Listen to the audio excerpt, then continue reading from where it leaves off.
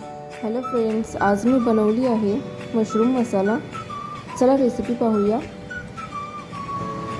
कढईमध्ये 2 चमचे तेल घालूयात। ते गरम झाल्यानंतर त्यात 1 चमचा आलं लसूण पेस्ट, त्यानंतर 2 कांदे बारीक चिरून घेतलेले आणि 1 लहान साईजचा टोमॅटो परतून घेऊयात।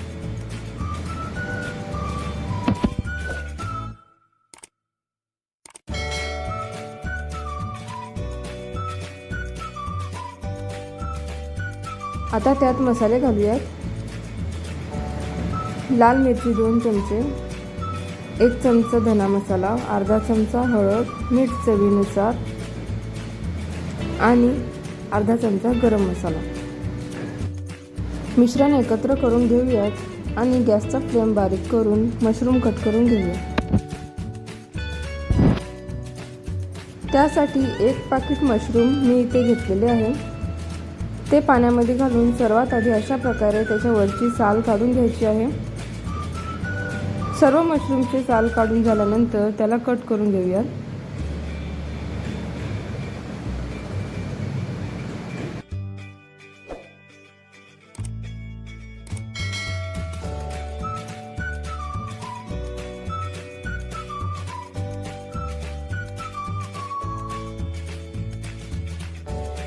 मशरूम्स कट करून झालेले आहेत। आता ते भाजीमध्ये घालून मिश्रण एकत्र करून घेऊया।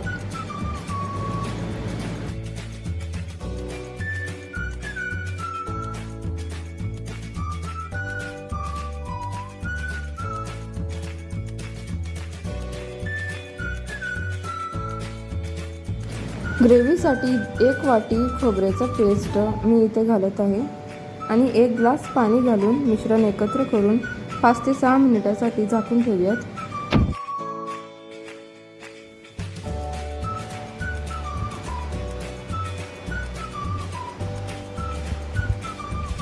5 ते 6 मिनिटे झालेले आहेत।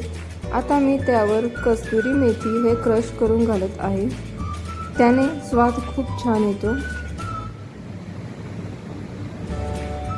तयार आहे मशरूम मसाला। रेसिपी आवडली असेल तर लाईक, कमेंट आणि सबस्क्राईब करा।